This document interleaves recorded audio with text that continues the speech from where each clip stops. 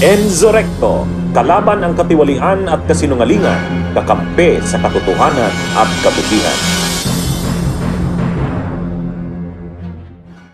Zoom naman na interview, ito ang legal representative ng mga biktima dito sa EJK, yung ano, 'di ba, yung extrajudicial killings dahil siya ho ang isa sa mga prosecutor versus kay former President Duterte, walang iba kundi si Attorney Gilbert Andres. Attorney, good morning ho, si Danny Buenafe sa Kabayan. Magandang umaga, Kabayan Dani. Magandang umaga din sa mga kabayan natin. Okay, good morning. Attorney Gilbert, nandito ka ba sa Pilipinas o nasa ano ka, ICC? Nasa Pilipinas po for now. Pilipinas. Okay, for now. So kasi kumakalat yung mga balita, although dininay na nga ni Vice President Sara na, di ba, medyo yung ilang mga supporters ni former President parang pinik-pick up ito sa social media na makakauwi na ang dating Pangulo. So how would you take all of this mga ganitong, let's say, pitch sa social media? Well, una po sa lahat, hindi po totoo na makakauwi na si Mr. Duterte. Hindi po totoo yon dahil nakadetain pa rin po siya sa ICC. Ikalawa po, talagang iba yung pag-iingat po. Talagang kumpirmahin po natin ang balita na talagang totoong balita po ito. And then for now ho, di ba, nandiyan pa rin ho si VP Sara sa Netherlands? Tama ba? Iyan pong hindi ko po alam, Kabayan Dani, ano? Oo. Okay, so ano hong status? Alam ko, di ba, November 30 ang pagpapatuloy ho ng trial mismo. Yung simula na, di ba? Tama ba? Opo, November 30 po, yung talagang simula ng trial proper. Kaya talagang pwede po nating maasahan na nandun po dapat si Mr. Duterte kasi required po yan. Ngunit, Kabayan Dani, meron din pong mga tinatawag na status conference. Ang next po ay sa September. Opo, malapit September na. 16 po, meron din po sa October at meron din po sa November 2. Kaya tatlong status conference hearings pa po. Okay, for now, wala naman na move back kasi alam ko yung isang status conference na pushback di ba? So itong tatlo, for now, tuloy. September, October, November. Opo, for now po ay nasa kalendaryo po yan. Okay. So, ibig sabihin, when you say itong susunod na September 16, malapit na ho yan dahil sa linggo, ito na, August na rin, no? Ano ho ba yung ipa-finalize natin doon? Ito ba, malalaman na natin kung ilan yung iaharap natin ng mga testigo na mismong magte-testify? Ganon? Meron pong provisional list po ang Office of the Prosecutor na final po sa trial chamber. Ngunit yung po yung kung sino po yan at yung mga codes po nila ay hindi po naka-publiko po. Opo. Pero na-file na po yung provisional list. Now, meron pong final list ng mga testigo. I think sa August 31 po yun, i-file po ng prosecution. Ngunit, yung kung sino po yan at kung ano pong code sila ay hindi rin po yan isa sa publiko po. Okay. Hindi pa isusupubliko. Ito ay final list to be presented by the prosecution.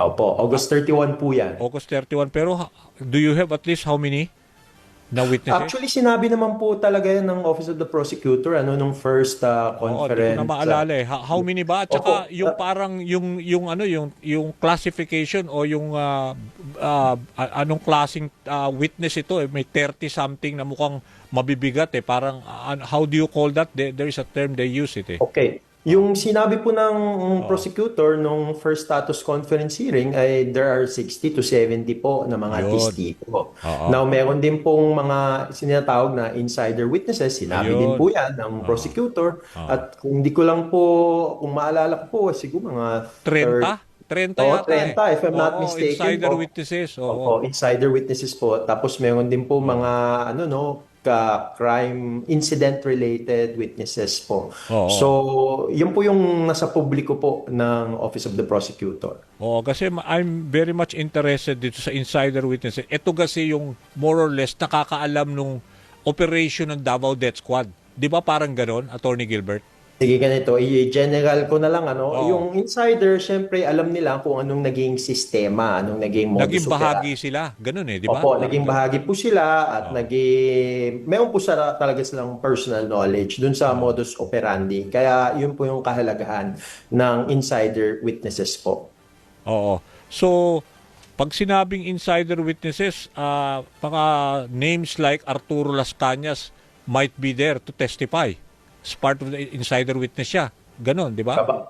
Kabayan Danny, ito po yung punto na I can neither confirm nor deny. Opo. Kasi Marami part po yan ng nakikinig, aming interested. confidentiality duty. Okay, sorry. Pero yung mga names na ganyan, nagka-crop up, lalo na lumutang din yung pangalan kasi ngayon dito sa, 'di ba, sa impeachment trial. So, Sa impeachment, may narinig nga po ako na reference po sa ICC. Opo, narinig ko po yun. oo. At saka yung babae, si Colonel, ano ba yun, yung nag-testify din dati na umiyak pa nga na supposedly sa reward system. Meron I pa think kayo. you're referring to Colonel Garma po. Garma, oo. Hindi mo rin ma-confirm or deny na she will be part of the insider witness? Same ano din po sagot. I can neither confirm nor deny dahil sa confidentiality duty. Oo. So kayo ho ba may mga nababalitaan din kayo na mga, kasi for now, at large pa rin ho si Senator Bato, di ba, na meron ng warrant of arrest mula dyan sa ICC. May mga info ba kayong nababalitaw na ulinigan tungkol naman kay isa rin si Senator Bongo? Kabayan Dani, mahirap po talagang malaman po kasi talagang tikom ang kanilang mga bibig po at nakaselyo po talaga yung prosesong yan. Kahit nga po yung arrest warrant, pwede pong nakasealed Yun po yung nalaman natin doon kay Senator Bato de la Rosa. Ngunit yun, inaasahan po ng mga biktima na sana po meron na pong mga ICC arrest warrant laban po sa mga iba pang mga co-perpetrators ni Mr. Duterte. So what makes you confident na ito ay talagang maipapatupad na dapat physically present ho si former President Duterte sa November 30 sa simula ng trial? Well, po siya, required po siya sa ICC Rome Statute kasi yan din pong pagkakataon na babasahan po ng konfirmadong sakdal si Mr. Duterte at parang sa atin din, hihingan siya ng plea o guilty or not guilty. Kaya kailangan po talagang nandun po siya physically present. Requirement po yan ng Rome Statute. Ayun, okay. Nako, maraming salamat, Attorney Gilbert. So, meron ka bang masasabi, let's say, meron ba tayo mga pamilya ng mga biktima ng EJK na bibiyahe sa ICC for the trial on November 30? Nako, Kabayan Dani, hindi ko rin makumpirma dahil sa kanilang seguridad kasi alam mo naman, Kabayan Dani, talagang dumami po yung fake news noong February, laban po sa mga biktima. Kaya for their own security po, hindi ko muna makako-confirm. Sige.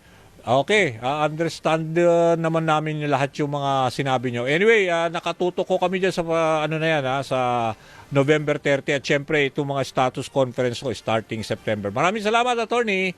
Maraming salamat po at mabuhay tayo. Okay.